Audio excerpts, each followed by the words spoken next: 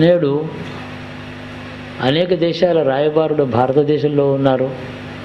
భారతదేశ రాయబారులు అన్ని దేశంలోనూ ఉన్నారు, ప్రపంచం అంతటా ఉన్నారు.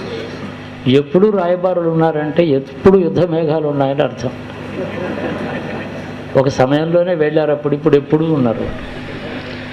మనం ఆనాటి కంటే చాలా నాగరికులు అని చెప్పుకుంటున్నాం కదా, చాలా విద్యలు, విజ్ఞానం, శాస్త్రాలు ఎన్నో చదువుకున్నామని తెలుసుకుంటున్నాం కదా.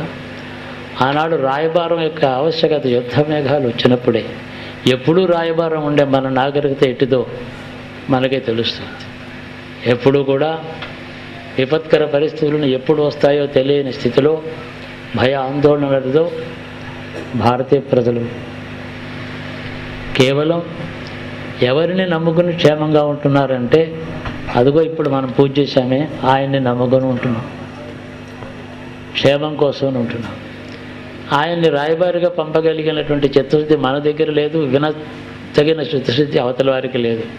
కప్పులు ఎప్పుడూ ఉంటూ ఉంటారు, కొంత నదులో వెళ్ళగొడుతూ ఉంటారు. వాళ్ళు ఒకరిని వెళ్ళగొడితే మనం ఇంకొకరిని వెళ్ళగొడుతూ ఉంటాం. రాయబార లక్షణం ఇది, దీని పేరు. ఆలోచిస్తే మన నాగరికత దీన్ని బట్టి అంచనా వేసుకోవచ్చు. శాంతి కోరని మనుషుడే కాదు, జీవుడే లేడు, జీవి లేదు. పశువు, పక్షి, మృగం